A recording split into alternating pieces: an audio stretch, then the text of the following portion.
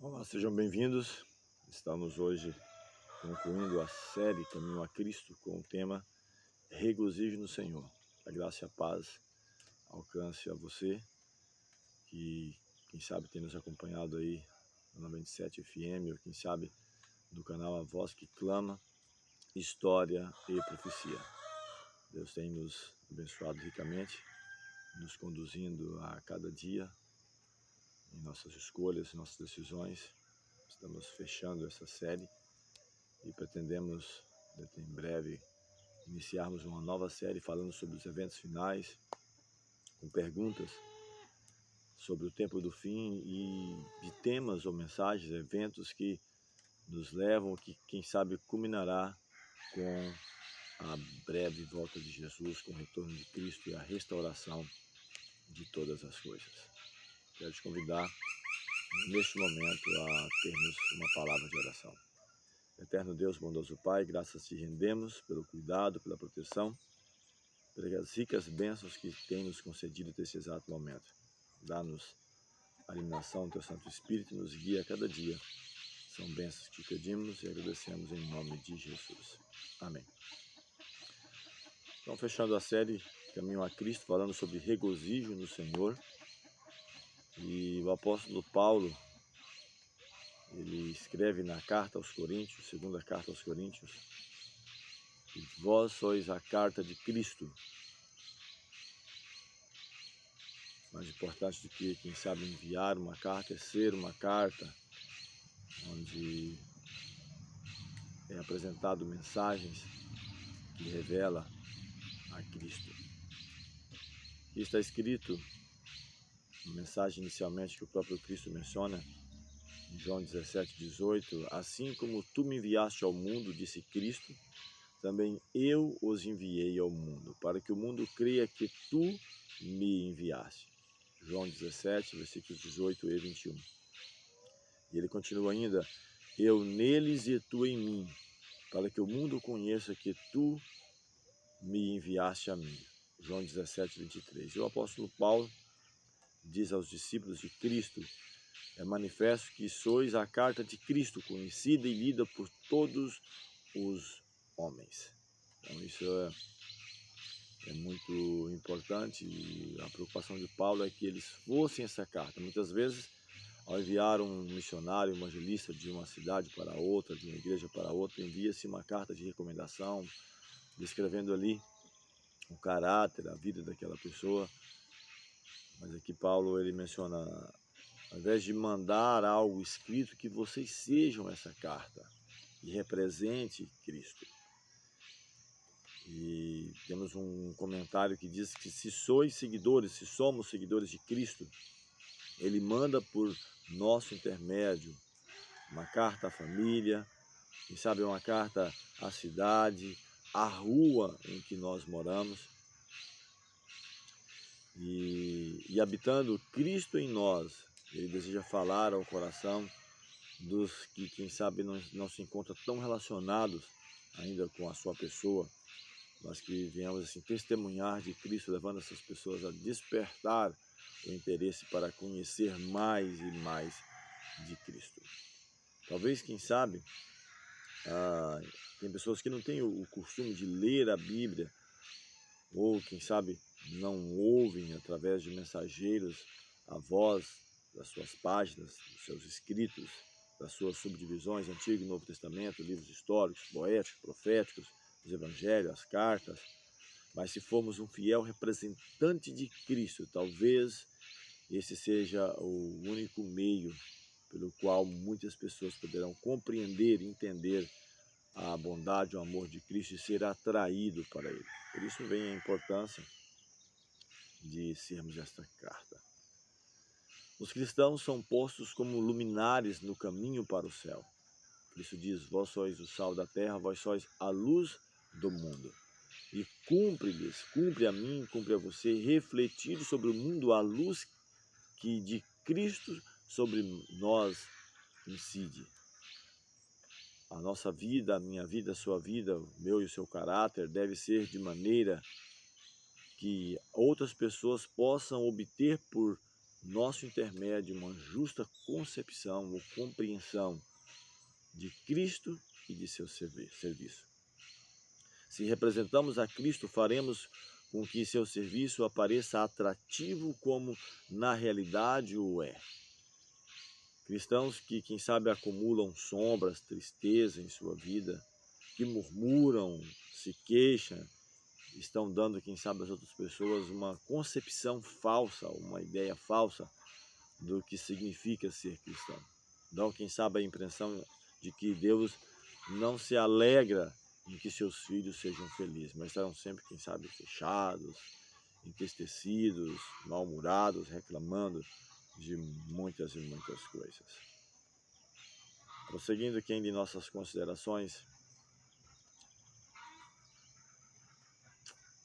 muitas vezes no nosso caminhar, no nosso dia a dia, estamos, quem sabe, lamentando, afligindo-nos a nós mesmos e ao andar pelo caminho, vamos dizer, no contexto da vida, seja no contexto prático, do dia a dia mesmo, ou espiritual, social, poderemos encontrar espinhos, olhar o jardim, um belo jardim. Nós não devemos concentrar nos espinhos, porque, quem sabe, nas rosas o terão. Mas nós não devemos nos importar com eles, pois podem magoar-nos. Mas o que podemos focar? Nas rosas, nos lírios, nos cravos, no seu perfume. Isso então é mais importante. Tem até uma mensagem também na carta aos Coríntios que Paulo fala que devemos ser o bom cheiro de Cristo, de vida para a vida e não de morte para a morte. O bom perfume de Cristo. Acaso não temos, quem sabe, quadros luminosos em mim e em sua vida, momentos de alegria? Quem sabe não havemos experimentado preciosos momentos em que o nosso coração pulsa de alegria pela influência do Espírito de Deus? Ou vamos, quem sabe, voltar ao passado, como o próprio salmista, no Salmo 77, ele faz isso, que a sua alma questionava as suas tristezas, as suas angústias, e ele perguntando, será que o Senhor vai rejeitar para sempre? Será que não vai ser misericordioso? Será que ele cancelou todas as suas promessas? E ele então entende que aquilo era a aflição dele. E ele então se recorda da destra do Altíssimo, dos momentos grandiosos, das conquistas, da libertação do povo do cativeiro, da condução deles através do deserto, do colocar eles na terra prometida, de quantos e quantos momentos, e sabe, durante o próprio caminhar para a terra prometida, durante aqueles 40 anos, os alimentos, o maná, o pão dos anjos que não faltou, as suas sandálias não se estragaram, e todo o cuidado, a luz, a nuvem, proteção de dia, a luz que clareava e que aquecia a noite. Então todo aquele cuidado que Deus tinha. E aí vem para nós um ponto importante: não é sábio ajuntar todas as dificuldades, as recordações da vida passada no intuito de trazer problemas, dificuldades, lamentações, quem sabe injustiças, decepções, e quem sabe falar tanto sobre estas coisas, lamentar tanto sobre elas, que quem sabe nos sintamos assim esmagados pelo desânimo, ou desalentados, quem sabe rodeado por trevas, excluindo a luz de Deus que quer brilhar em nossa vida. O Filho de Deus, Cristo, deixando o trono do Pai, revestindo a sua divindade com a natureza humana, a fim de resgatar o homem do poder do inimigo, de Satanás, do adversário de Deus e de nossas almas. Ele trilhou o caminho com tremendas dificuldades, perplexidades, mas foi vencedor e dá o exemplo que eu e você também poderemos ser vencedores. Nós não devemos duvidar do amor de Deus. Quando nos inclinamos a duvidar do amor de Deus, quem sabe a desconfiar de suas promessas, nós o desonramos e ofendemos a seu Santo Espírito. Temos provas mais do que suficientes para crer no amor, no cuidado de Deus. Diz que Deus amou o mundo de tal maneira que deu o seu Filho unigênito para que todo aquele que nele crê não pereça, mas tenha a vida eterna. Os céus proclamam a glória de Deus. O firmamento, eles anunciam as obras de suas mãos. Um dia revela sabedoria a outro dia, uma noite a outra noite. Sem linguagem e sem fala ouve as suas vozes até aos confins da terra. E como nos há de considerar nosso Pai Celeste quando, quem sabe, duvidamos do amor que Ele nos tem? Esse amor que o levou a dar seu Filho unigênito, a fim de que pudéssemos viver? O apóstolo escreve: aquele que nem mesmo a seu próprio Filho poupou, antes o entregou por todos nós. Como nos não dará também com Ele todas as coisas? Romanos 8,32. Mas, no entanto, muitas vezes as nossas ações, quem sabe por palavras, sentimentos, estamos, quem sabe negando esse grande amor, esse grande cuidado que Deus tem demonstrado para mim e para você. Todos passam por provações, quem sabe por desgostos, por dificuldades, por tentações difíceis de resistir, mas nós não devemos fixar nossos pensamentos a isso. Ou quem sabe até mesmo estar contando para os nossos semelhantes que, quem sabe, tal como nós, desajudados com seus problemas, não vão resolver as nossas situações. Quem sabe levando aos mortais, né, como nós. Mas levai tudo a Deus em oração. Devemos tomar como regra nunca proferir uma palavra de dúvida ou desânimo. E isso então vai ser importante para mim e para a sua vida, para aqueles também que nos rodeiam. Na carta de Pedro está escrito que devemos lançar sobre ele todas as nossas ansiedades, porque ele tem cuidado de nós. Ele cuida de mim, ele cuida de você.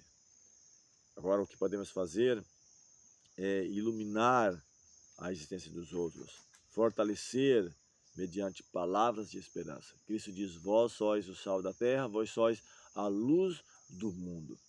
Devemos brilhar, não brilho que seja meu, não brilho que seja seu, mas aquilo que Cristo quer e pode fazer na minha e na sua vida. O exemplo de Cristo, muitos há que, quem sabe, tem uma errônea ideia da vida e do caráter de Cristo. Pensam, quem sabe, que ele era destituído de calor, de animação, que era sério, que ele era áspero, melancólico. E em muitos casos, toda a experiência religiosa recebe dessa maneira um olhar sombrio disso. Tá? De que o ser cristão, ou talvez o próprio Cristo, ou a vida dos patriarcas, dos profetas, era uma vida desse jeito. E nós percebemos que o próprio Elias, né, naquele contexto lá entre os profetas de Baal, dando a oportunidade para que eles invocassem os seus deuses, eles passaram ali toda a manhã invocando, clamando: ó Baal, nos escuta. E o profeta Elias, ele simplesmente direciona a Deus e fala: Senhor, manifesta que segundo a tua palavra eu estive até aqui hoje. Ele primeiro faz aquilo que precisava ser feito, restaura ao altar, ele joga várias vasilhas de água, e aí quando ele invoca o Deus de Israel, se desce fogo, queima o holocausto, as pedras, a água e tudo. Ele até fez algumas brincadeiras com os profetas. Clame mais alto, quem sabe ele foi fazer alguma viagem, está fazendo alguma necessidade, ou está atendendo aí, quem sabe, várias ligações ao mesmo tempo e talvez não está tendo condições de atender você.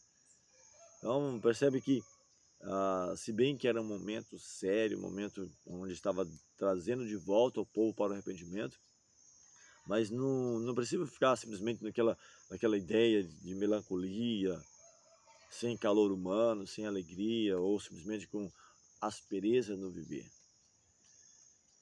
Disse muitas vezes, um comentário do próprio Caminho a Cristo, que Jesus chorou. Eu poderia citar pelo menos o episódio da morte de Lázaro, diz que visto que ele o amava, Jesus chorou. Ou quem sabe quando Cristo, na sua momento ali crucial de sua vida, olhando para Jerusalém. Ele fala: Jerusalém, Jerusalém, quantas vezes eu quis te salvar. Assim como, quem sabe, uma galinha junta os seus pintinhos debaixo das suas asas, e Jesus chora sobre a cidade condenada, que, quem sabe, dentro, em breve, deveria ser destruído, templo queimado. E não simplesmente olhando para, quem sabe, aquele momento, para o contexto do povo de Israel como nação, mas para o mundo também, o mundo posterior.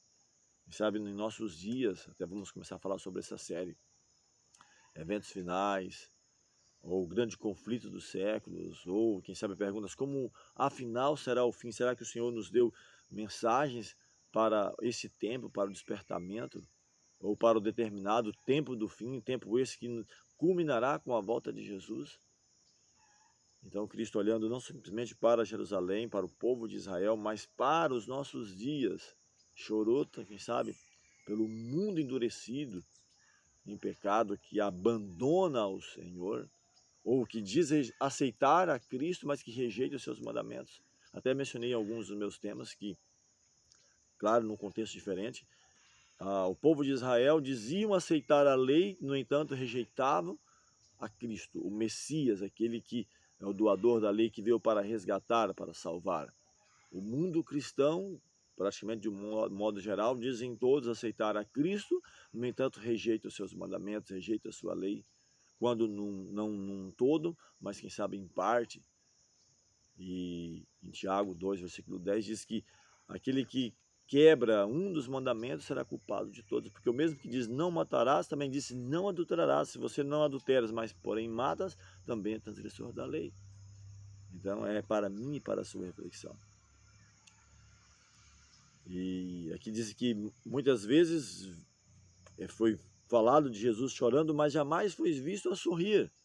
Quem sabe por isso tem essa ideia, devido ao, quem sabe, o peso, a responsabilidade do ministério de Cristo, do pecado acumulado por séculos, e tudo isso lançado sobre a vida de Cristo, a pessoa de Cristo, onde ele toma, Isaías fala sobre isso, ele tomou sobre si as nossas transgressões, foi moído pelas nossas iniquidades, o castigo que nos traz a paz estava sobre ele, pela sua pisadura, ou pelas suas pisaduras, nós fomos sarados. Então, nosso Salvador efetivamente foi um varão de dores, um homem de dores, experimentado no trabalho. E diz que o Senhor agradou moê-lo para nos resgatar, para nos salvar. Experimentado no trabalho, pois abriu o coração a todos os sofrimentos humanos. Mas se bem que sua vida fosse cheia de abnegação, de negar-se a si mesmo para salvar, ensombrada, quem sabe, por dores e cuidados, seu espírito, no entanto, não se abatia. Sua fisionomia não apresentava a expressão do desgosto ou do descontentamento, mas sempre de inalterável serenidade. Seu coração era uma fonte de vida e onde quer que fosse levava descanso, paz, contentamento e alegria. Então, assim era a vida de Cristo. Se bem, como nós mencionamos, o peso da responsabilidade, das lutas contra o inimigo de nossas almas, contra todas as situações, ele não transparecia isso em sua vida. Diz que mesmo ali, na sua morte, ou caminhando para a sua morte, ele suava gotas de sangue, tamanha a responsabilidade, o peso, o preço pago para salvar a você e a mim. Nosso Salvador, ele era profundamente sério e intensamente zeloso, mas nunca sombrio ou enfadado. Então, grave isso. Profundamente sério e intensamente zeloso, mas nunca sombrio ou enfadado. A vida dos que o imitam deve revestir-se desses fervorosos propósitos. Devemos experimentar um profundo sentimento de responsabilidade pela a minha vida, dos meus familiares, daqueles que me cercam, daqueles que eu tenho a oportunidade de testemunhar, de falar do amor de Cristo. Então, deve ter esse sentimento de responsabilidade. A leviandade deve ser reprimida. Não deve apresentar, quem sabe, uma ruidosa alegria, simplesmente para chamar a atenção, nem, quem sabe, gracejos de mau gosto. No entanto, entretanto, A religião de Jesus proporciona abundância de paz. Ela não extingue ou não deve extinguir o brilho da alegria, não deve restringir a felicidade e nem, quem sabe, mudar a fisionomia, mostrando, quem sabe, uma ideia, uma aura de santidade, simplesmente me retirando, me afastando.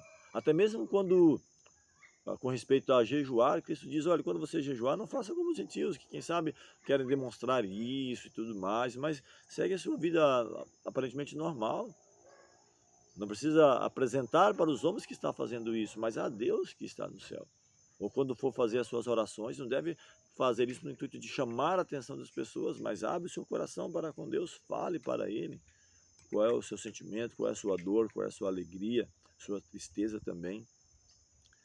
Então a religião de Cristo deve proporcionar abundância de paz. Ela não deve restringir a felicidade, nem, quem sabe, mudar a minha fisionomia. Cristo, ele não veio para ser servido, mas para servir. E diz que uma vez que o seu amor nos domine o coração, havemos de seguir-lhe o exemplo. E se nós nos deixarmos dominar pela vida de Cristo, demonstraremos isso também. Confia no Senhor e faz o bem. Habitarás na terra e verdadeiramente serás alimentado. Salmo 37, versículo 3. Então, qual é o pensamento para mim e para você? Devemos confiar no Senhor e devemos fazer o bem, devemos habitar na terra e verdadeiramente ser alimentado por Ele ou por aquilo. A Bíblia diz também que a terra por si mesma frutifica. Primeiro a erva, depois a espiga e por fim o grão cheio na espiga. Um outro pensamento que quero trazer: cada dia tem as suas preocupações, seus cuidados, suas perplexidades. E ao encontrar-nos uns com os outros, como nos sentimos inclinados a falar, quem sabe, das dificuldades, falar das provações, falar dos problemas e acarretar sobre a vida dos outros, jogar o nosso fardo, quem sabe já está pesado, sobre os ombros dos outros. Dar lugar a tudo isso, como eu falei. Damos lugar às aflições emprestadas, que pegamos no dia a dia. Condescendemos com tantos temores, damos expressão a um tal fardo de ansiedade que se poderia supor que não possuímos um Salvador compassível, um Salvador que nos ama, pronto a ouvir todas as nossas petições e ao ser-nos um auxílio bem presente em todas as nossas ansiedades. Então, por que ou para que nos sobrecarregar, se ele diz que podemos lançar sobre ele todas as nossas ansiedades? Ele nos aconselha isso. Pessoas quem sabe, andam sempre em temor, buscando, quem sabe, as aflições, atraindo-as para si com sentimentos, com palavras, com as suas ações. Cercam, quem sabe, cada dia as provas do amor de Deus, como mencionamos, os céus proclamam a glória de Deus, o firmamento anuncia a obra de suas mãos, mas queremos buscar os problemas. Ao invés de olharmos para as flores, para as rosas, para o seu perfume, olhamos para os espinhos, para aquilo que não é o fator mais importante.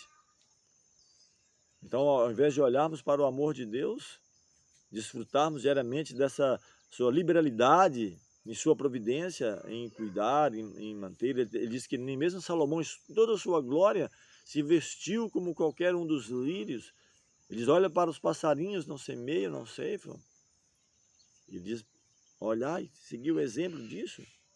E nós, quem sabe, nós não atentamos para essas bênçãos presentes. A nossa mente, quem sabe, ela se ocupa continuamente com as coisas agradáveis, com aquilo que nos magoa, com as ocorrências do dia a dia, com os problemas, com as dificuldades.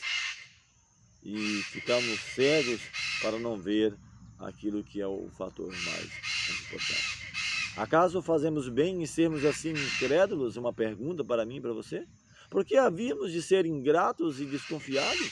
Jesus é o nosso amigo. Todo o céu se acha interessado em nosso bem-estar, no meu e no seu bem-estar. Não devemos permitir que as perplexidades e cuidados diários nos aflijam a mente e nos turbem.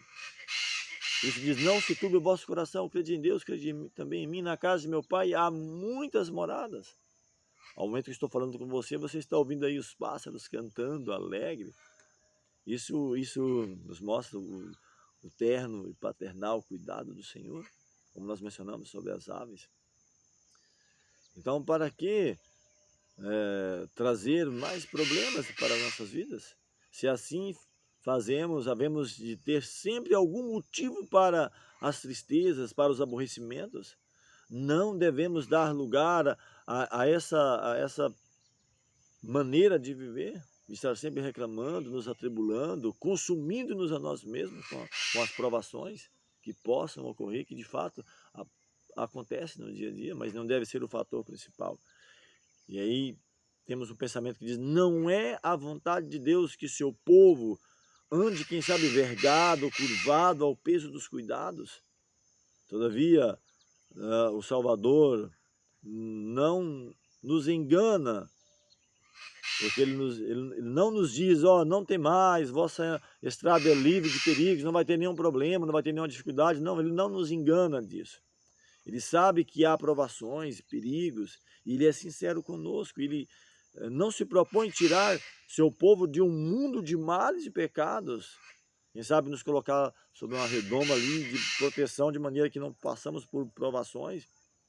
Pedro até escreve: tem de grande gozo quando passarem por várias provações.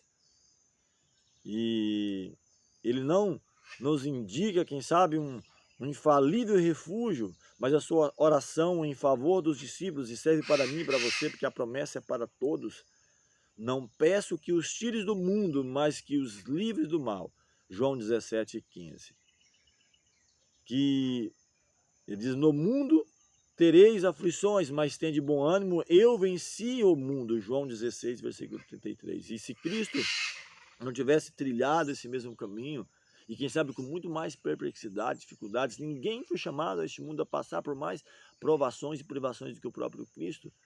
Nós teríamos desculpa, mas nós não temos desculpa, porque Ele mostrou-nos o caminho. Ele não usou de sua divindade para beneficiar-se a si mesmo, Ele era dependente de Deus a cada dia, e assim também nós podemos ser. Se a nossa vida, a nossa confiança, se nós confiarmos em Cristo, como é o nosso privilégio confiar, conhecermos como nosso privilégio conhecer, a nossa vida será de inteira obediência. Confiança em Deus, entrando para o momento final de nossa mensagem, fechando a série Caminho a Cristo. No Sermão do Monte, o próprio Cristo ensinou aos discípulos preciosas lições quanto à necessidade de confiar em Deus. E essas lições visavam, quem sabe, animá-los, incentivá-los, trazer conforto em meio às provações. O Salvador apontou aos seus discípulos as aves do céu. Nós mencionamos, modulando, quem sabe, suas canções de louvor, livres de cuidados. Elas não semeiam, não colhem, no entanto, o grande Pai lhes supre as necessidades. E aí pergunta o Salvador: não tendes vocês muito mais valor do que elas? Mateus 6:26. O grande provedor dos homens e animais abre as mãos e supre as necessidades de todas as suas criaturas. Não reputa as aves do céu inferiores ao seu cuidado. Não lhes põe o alimento no bico, mas toma providência para que lhes satisfazer as necessidades. Cumpre-lhes, claro, apanhar as sementes, que para elas espalha meio a natureza. Tem de preparar o material para o seu ninho, elas devem fazer isso. Precisam de alimentar os filhotes e saem ao seu trabalho cantando, pois o vosso Pai Celestial as alimenta. E ele diz, fechando o pensamento: não tendes vocês muito mais valor do que elas? Então também não é simplesmente Deus sentar, ficar deitado, aguardando. Tem o meu papel, tem a minha parte, mas eu devo crer que o Senhor tomou providências para isso. Não tendes vocês, como adoradores, inteligentes, espirituais, mais valor do que as aves do céu?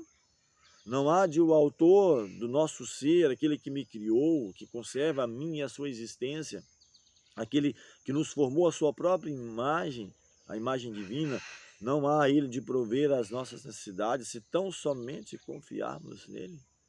Olhar para os lírios do campo, como eles crescem, Mateus 6:28, e Cristo apresenta as flores do campo crescendo grandemente, resplandecendo de singeleza, grandeza e beleza, na simplicidade mesmo das flores naturais. e onde ele fala que nem mesmo Salomão em toda a sua glória se veste como alguma delas. Pois se Deus assim veste a erva do campo, que hoje existe e amanhã é lançada no forno, não vos vestirá muito mais a vocês, homens de pequena fé? Mateus 6, versículo 30. Se Deus, o divino artista, dá as singelas flores, né, que um dia perecem, suas suaves e variadas cores, quão maior não será o cuidado por ele dedicado aos que foram criados à sua própria imagem, a mim e a você. E essa lição de Cristo é uma repreensão à ansiedade, à perplexidade e à dúvida do coração falta de fé. Quero trazer um outro pensamento que diz que mesmo aqui podem os cristãos fruir a alegria da comunhão com Cristo.